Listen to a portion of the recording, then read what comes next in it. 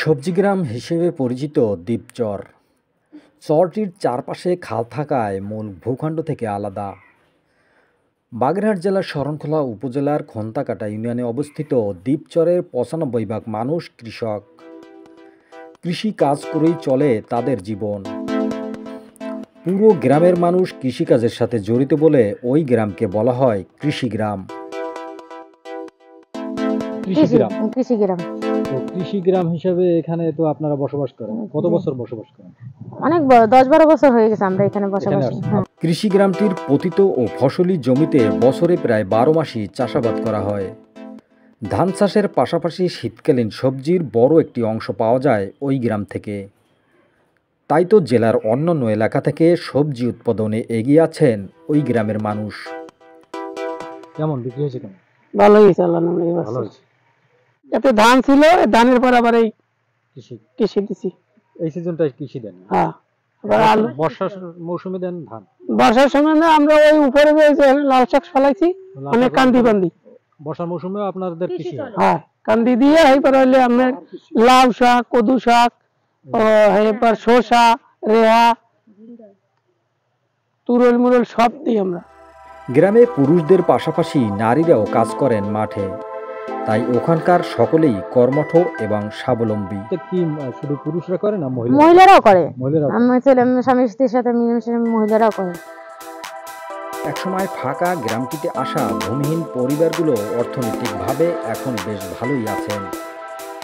সুন্দর ওই গ্রামটির বর্ণনা করতে গেলে আসলেই ভালো লাগে। গ্রামটির চারদিকে খালবেষ্টিত, সামনে ইট সোলিং রাস্তা এবং মাঝখানে ফসলি মাঠ। তাছাড়া গ্রামটির দক্ষিণ পাশে ১৯৯৩-৯৪ সালে তৈরি করা হয়েছিল গুচ্ছ গ্রাম, যেখানে এখন বসবাস করেন ২৮টি পরিবার। সব মিলিয়ে পুরো গ্রামটিতে ১২০ থেকে ১২৫টি পরিবার বাস করেন। এসব পরিবারে আনুমানিক সদস্য সংখ্যা রয়েছে প্রায় ৮০০-র মতো। এই গ্রামে মানুষ নরমালি আর কি কম সংখ্যা ৮০০। পরিবার আছে কতগুলো? পরিবার তো ধরেন ১২০ থেকে ২৫টা। ১২৫টা হবে। সবাই তো কৃষিজীবী? হ্যাঁ, প্রায় কৃষিজীবী জায়গার, সবাই কৃষিজীবী। সবজি গ্রামের শিশুদের শিক্ষা ব্যবস্থার জন্য ২টি সরকারি প্রাথমিক বিদ্যালয় থাকলেও পরিবারের দায়িত্বহীনতায় বিদ্যালয়ে যান না অধিকাংশ শিশু।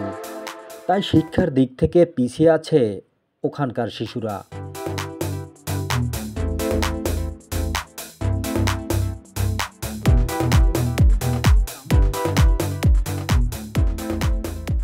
আপনি কি আওয়ামী লীগ করেন না বিএনপি করেন?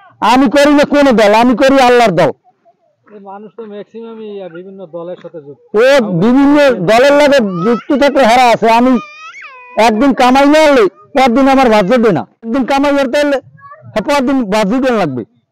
এই কৃষি ভাতা দিয়ে বেচছে মাই বলার সংসার চালাইতে হবে, নির্ভর হইলে হেয়ের উপরে।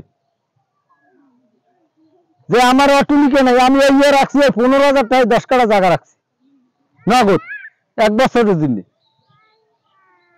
আমি এই কামাই দিয়ে মাই ভোলাই খাইতে হবে।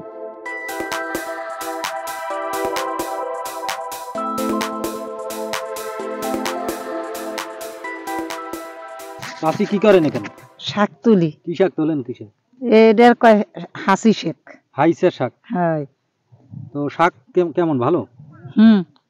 এখানে শাক ভালো। এখানে সবজি কৃষি দেন না আপনারা? এ তো ওই ফুলকপি, পাতাকপি, তারপর বিট কপি, ওই পালন শাক, লাল শাক এগুলো দেন। আপনি শাক কি রান্না করবেন দুপুরে? হয়। আর কি বাজার করছেন? কি আর চিংড়ি মাছ আছে। আর চিংড়ি মাছ আর শাক? হয়। তো বাজারে তো আসলেই সবকিছুর দাম বেশি।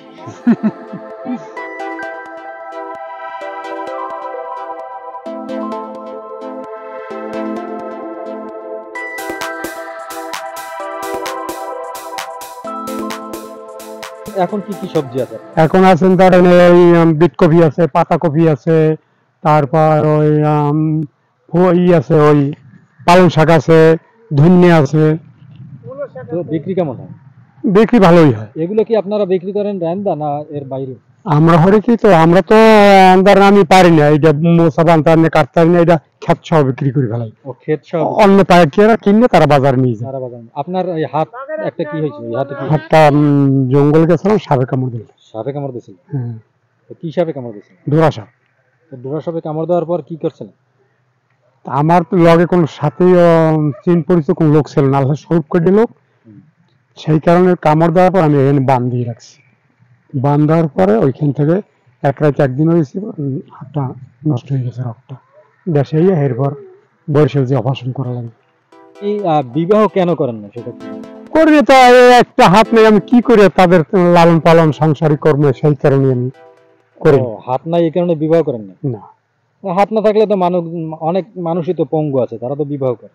করে তারা তো ওই রোডে বিক্রি করে, এটা সেটা করে, সেই জন্য তো আমি করিনি। মানে ওগুলো না করে আমি আপনি নিজের কাজ চেষ্টা করছেন। করি এই সব ইয়ে করি। কৃষি কাজ করেই আপনার সংসার। হ্যাঁ, তো আপনি একাই, একাই, পরিবারে একা, একা, একটা ঘর আপনার, একটাই। তো এই একা থাকতে আপনার কেমন লাগে সেটা ভালো ও লাগে? আল্লাহ যেরকম রাখে। তাই। তো আপনার কি নাম বললেন? মোহাম্মদ রাজ্জাক খান। রাজ্জাক খান। একদম তাজা সবজি। এই সবজি আমরা সাধারণত বাজার থেকে কিনে খাই, কিন্তু এত টাটকা সবজি কিন্তু আসলে আমরা কিনে খেতে পারি না। কৃষি অফিসের তথ্য মতে দ্বীপচর সবজি গ্রামে আবাদি ফসলের জমি রয়েছে মোট 12 হেক্টর, যার পুরোটাই চাষাবাদ করা হয়। বর্তমানে মাঠে আলু চাষ করা হয়েছে। এছাড়া রয়েছে পাতাকপি, শালগম, মূলা, লাল শাক, পালং শাক সহ বিভিন্ন প্রকার সবজি। তবে আগামী 15 থেকে 20 দিনের মাথায় পুরো মাঠ জুড়ে দেখা যাবে সবুজে সমারোহ। তাতে 20-25 হাজার টাকা আয় হয় 4 শতক জমিতে। এত কম জমিতে তো ভালো টাকা আয় হয়। সবসময় নিজেই পরিশ্রম করতে থাকি অল্প জায়গা নিয়ে। এখনো অনেক কৃষি আছে, এই দেখতে পারেন আমাদের তো ভালো কৃষি আছে, লাউ, শালগম। আচ্ছা, কতদিন পরে এই কৃষিটা দেখা যাবে? 15-20 দিন পরে আসলেই পুরো আলু রোয়া তো, সমস্ত বিলে আলু রুই দেয়, ঠিক আছে। ধান কাটার পরে এখন 15 থেকে 20 দিন পরে আসলে আপনি সব দেখতে পারবেন। চারদিকে খালবেষ্টিত ওই গ্রামের মানুষের চলাচলের জন্য দুটি প্রবেশদ্বার রয়েছে। দুই প্রবেশদ্বারে রয়েছে দুটি সেতু, যার দুটি ভাঙা।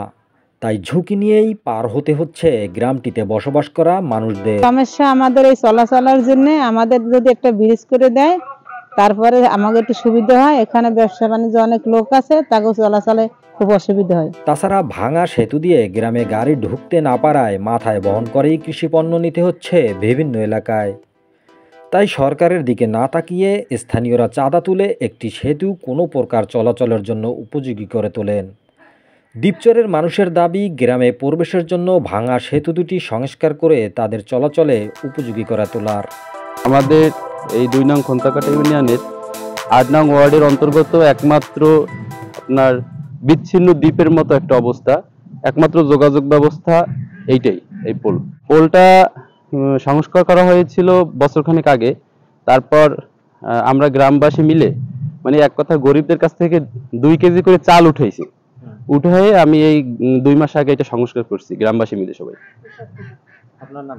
ওমর ফারুক, আমি গুসুগ্রাম স্কুলের প্রাইমারি স্কুলের শিক্ষক, সহকারী শিক্ষক। রাস্তাঘাট করেছে। আপনাদের এখানে আসার জন্য কি একটাই পথ? না, পথ ধরেন এইটা আছে আর দুটো এইটা আছে। আপনি দেখেন আমাদের এই পোলটা ভাঙ্গা, এই পোলটা ভাঙ্গা, এই পোলটা আমরা মেরামত করছি গ্রাম থেকে চান্দ দইয়া এমপি মন্ত্রী যে আসে, যে ইলেকশনে আসে, আর কয় আরে ভাই তো আমি এটা তোমার দেখবো, এটা দেখবো নির্বাচন হওয়ার পর আপনার ছেড়ে নামাগো। এগুলো দেশের পরিস্থিতি ভাই। তো ভাই বলেন, কি যেন নাম বলেন? আমার মোহাম্মদ নুরুল হক খান। মোহাম্মদ নুরুল হক খান আসলে একটা বাস্তব ঘটনা বলেছেন যে এই গ্রামে আসলে আসার জন্য 2টা পোল রয়েছে, কাঠের পোল, সেই 2টা পোলই ভাঙা। তো আপনারা দেখেছেন যে 2টা পোল, সেই 2টা পোলই ভাঙা। আসলে এখানে যারা নির্বাচিত জনপ্রতিনিধি আসেন তারা কিন্তু এসে বিভিন্ন ধরনের আশ্বাস দিয়ে যান। আশ্বাস দেওয়ার পরে আসলে তারা কাজ করে না। আসলে এতগুলো মানুষ এখানে বসবাস করেন, এই চরে যে পরিমাণ সবজি হয় সেই সবজি কিন্তু আমরাই আসলে কিনে খাই, আপনারাও কিনে খান, কিন্তু সেই সবজি নেওয়ার মতো যে একটা গাড়ি, সেই গাড়ি কিন্তু সেই পোল থেকে যেতে পারে না। তো এখানকার মানুষ কিন্তু আসলে খুবই দুর্ভোগে রয়েছে ওই ভাঙা ব্রিজ নিয়ে। তো তাদের দাবি ওখানে একটা নতুন করে যেন ব্রিজ নির্মাণ করা হয় এবং তাদের সেই দুর্ভোগ যেন লাঘব করা হয়।